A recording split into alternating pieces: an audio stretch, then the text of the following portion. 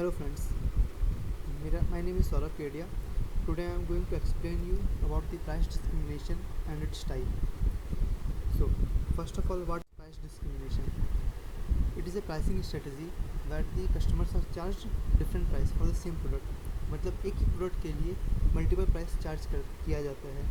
जैसे आप यहाँ देख सकते हैं, आपने जब कोई मॉन्यूमेंट आप जाते होंगे देखने के लिए तो आपने वो देखा होगा कि नॉर्मल जो सिटीजन होते हैं उनसे कुछ और अमाउंट चार्ज किया जाता है, फॉरेनर से कुछ और किया जाता है, एंड जो नॉर्मल चिल्ड्रन होते हैं उनको फ्री एंट्री मिलती है। तो यही चीज़ है, एक ही सर्विस के लिए आप डिफरेंट प्राइस चार्ज करते हो डिफरेंट टाइप ऑफ कस्टमर से। ये है प्राइस डिस्क्रिमिनेशन, एक ही चीज़ के लिए डिफरेंट प्राइस चार्ज करना। अब प्राइस डिस्क्रिमिनेशन कितने प्रकार के होते हैं?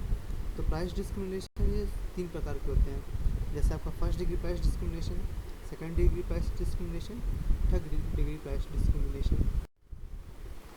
फर्स्ट डिग्री प्राइस डिस्क्रिमिनेशन क्या है? तो इसमें क्या होता है, नॉर्मल जैसे अपने जानते हैं कि कोई भी कंपनी कब प्रोड्यूस करना चाहेगा, M R is equals to M C. मैं मान के चल रहा हूँ कि आपको इसकी बेसिक्स आते हैं। तो कोई भी कंपनी कब प्रोड्यूस करना चाहेगा जब उसकी marginal revenue is equals to marginal cost रहता है तब। तो आप जैसे ग्राफ में देख सकते हो कि आपका M R is equals to M C, ये आपका एम सी कर्व है, ये आपका एम आर है। ये जो पार्टिकुलर पॉइंट है, ये क्वांटिटी में कोई भी कंपनी प्रोड्यूस करेगा एट दिस प्राइस। बट उसमें क्या होता है ना, ये जो पोर्शन अपना रह जाता है ये कंज्यूमर सरप्लस रहता है। मतलब कि कोई कस्टमर जो इस पर्टिकुलर एरिया में फॉल करता है वो ज़्यादा प्राइस देना अफोर्ड कर सकता है। बट क्योंकि अगर हम इसके बेसिस में ये प्राइस पी लास्ट जो प्राइस है ये अगर फिक्स कर देते हैं तो ये कस्टमर जो more than P last price से दे सकता था उसको इतना ही देना पड़ रहा है। एक प्रकार से ये जो है वो कस्टमर को गेन हो गया, या बोल सकते हैं कि कंपनी का लॉस हो गया। तो कंपनी क्या करता है कि मैक्सिमम प्राइस फिट कर देता है, रेंज मैक्सिमम प्राइस रखता है, जो प्राइस ये वाला प्राइस रहेगा, और उसके बाद फिर कस्टमर को डिस्काउंट देते रहता है एज़ पर दी कस्टमर का जो एबिलिटी है परचेज़ करने का। Like if they can afford this price to purchase the particular product at this price, तो वो उस प्राइस में सेल करेंगे। अगर वो अफोर्ड नहीं कर पाते हैं तो मैक्सिमम ये प्राइस तक हो जाएंगे। तो इससे क्या होगा, ये जो कंज्यूमर सरप्लस एरिया है वो कंज्यूमर सरप्लस अब कंपनी इंजॉय करेगा, कस्टमर को नहीं मिलेगा। तो ये है फर्स्ट प्राइस डिस्क्रिमिनेशन में, first degree price discrimination. Practically ये पॉसिबल नहीं है, मीन्स प्रैक्टिकली देखा जाए ये एग्जिस्ट नहीं करता है, बट थ्योरेटिकली अपने इसको जानते हैं फर्स्ट डिग्री प्राइस डिस्क्रिमिनेशन को। अब इसके बाद आता है सेकेंड डिग्री प्राइस डिस्क्रिमिनेशन। जैसे कि अपने जानते हैं कि M R is equals to M C से आपका क्वांटिटी और प्राइस डिसाइड हो जाता है। तो अपने देखते हैं कि मान लीजिए फर्स्ट केस में ये आपका क्वांटिटी था, ये प्राइस था। अब ये जो second degree price discrimination generally क्या होता है, कोई अपना एरोप्लेन से आप ट्रैवल करते हो तो उसके साथ क्या है कि उसका जो एडिशनल कॉस्ट है वो कॉस्ट तो लगता नहीं है। अब मान लीजिए कि 4 सीट फिल हो रहा है या 5 सीट फिल हो रहा है, जो फ़्लाइट एक जगह से दूसरी जगह जाएगा उसको जो कॉस्ट लगना हो तो कॉस्ट लगेगा ही। ऐसा तो नहीं है कि आप 5 सीट अगर 100 सीट फिल हो रहे हैं या 150 सीट फिल हो रहे हैं तो उसमें एक्स्ट्रा कोई कॉस्ट इंकर करना पड़ेगा, कॉस्ट तो नहीं लगेगा। तो वो तो चाहेगा कि उसका मैक्सिमम से मैक्सिमम सब फिल हो जाए। अब जैसे वो लोग आपका ड्राइव करते हैं, मान लीजिए ये क्वांटिटी 1 है, इतने सीट्स आपके उनके फुल हो गए M R is equals to M C की तरह। बट अभी भी तो ये जो सीट बाकी जो बैलेंस सीट वो तो पेंडिंग रहेंगे।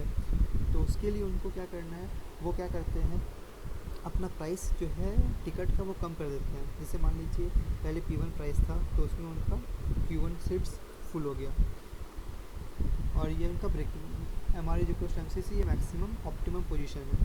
तो उनको अपने बाकी सीट्स को फुल करने के लिए प्राइस थोड़ा कम कर देते हैं। जैसे प्राइस कम करेंगे तो फिर से जो बाकी पैसेंजर है वो जाके बुक कराएंगे तो क्वांटिटी भर जाएगा, सीट्स ज़्यादा फुल हो जाएगा, फिर प्राइस कम किए। इस तरह से ये चलते रहता है कि जब तक वो अपने मैक्सिमम सीट्स को फुल नहीं कर लें। ये कब होता है कि आपके पास क्वांटिटी एक्सेस है, क्वांटिटी आपके पास, और उस क्वांटिटी को आपको कंज्यूम कराने के लिए ये प्राइस डिस्क्रिमिनेशन का फॉलो करते हो। तो इसमें जो शेडेड पोर्शन दिख रहा है ना, ये अभी भी कंज्यूमर सरप्लस है। जैसे अपने फर्स्ट डिग्री में देखे थे कि 100% कंज्यूमर सरप्लस ख़त्म हो जाता है, बट इस सेकेंड डिग्री में कंज्यूमर सरप्लस एग्जिस्ट रहेंगे, वो ख़त्म नहीं होंगे। अब आते हैं थर्ड डिग्री प्राइस डिस्क्रिमिनेशन में। और थर्ड डिग्री प्राइस डिस्क्रिमिनेशन क्या है?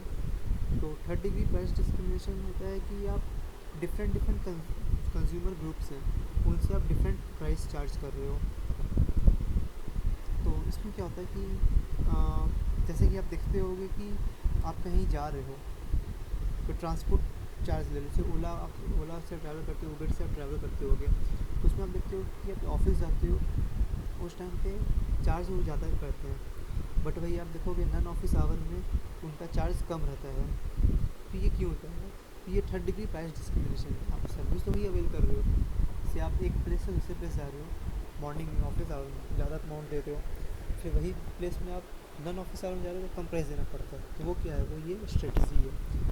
जैसे कि अपने देखते हैं ये मार्केट ए जो हो गया, इसमें आपको दिखा रहा है elastic demand, in elastic demand, और मार्केट बी में दिखा रहा है इलास्टिक डिमांड। इलास्टिक डिमांड कब होगा? नॉन ऑफिस गोइंग आवर में, और ये इन इलास्टिक डिमांड कब होगा? ऑफिस गोइंग आवर में। कि आप जितना पैसा बढ़ा दो, जितना आप प्राइस बढ़ा दो, अब मेरे को ऑफिस जाना है, मैं मजबूरी है, तब तो वो क्वांटिटी आपका सेम रहेगा।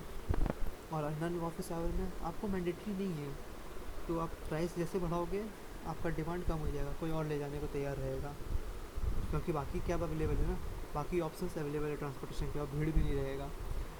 तो यही करते हैं। तो इसमें क्या करते हैं कंपनी, डिफरेंट, जैसे कि इन इलास्टिक है, तो इन इलास्टिक के केस में वो प्राइस ज़्यादा रखेंगे, तो ऑफिस गोइंग आवर्स में वो प्राइस ज़्यादा रखते हैं।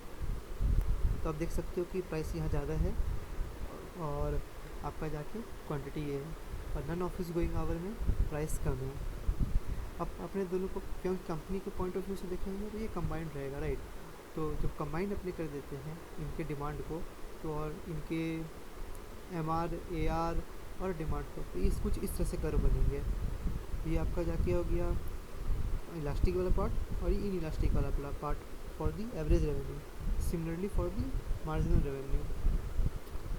तो ये आपका जाके होल मार्केट का ग्राफ आ गया है, और ये आपका जाके मार्केट है जो आपका इन इलास्टिक है, आपका office going hour, peak hour, और ये non peak hour, non office going. यहाँ पे अपने क्या किए हैं, कस्टमर बेसिस पे डिवाइड कर दिए हैं।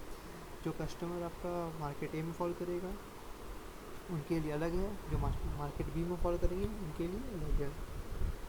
तो ये थर्ड डिग्री प्राइस डिस्क्रिमिनेशन हुआ। Company charges different price to the different customer group, जो कस्टमर ग्रुप यहाँ फॉलो करते हैं, कस्टमर ग्रुप यहाँ फॉलो करते हैं। प्राइस डिस्क्रिमिनेशन में बस इतना ही था। प्राइस डिस्क्रिमिनेशन क्या होते हैं और उसके 3 डिफरेंट टाइप्स होते हैं, first degree, second degree, third degree. Thank you.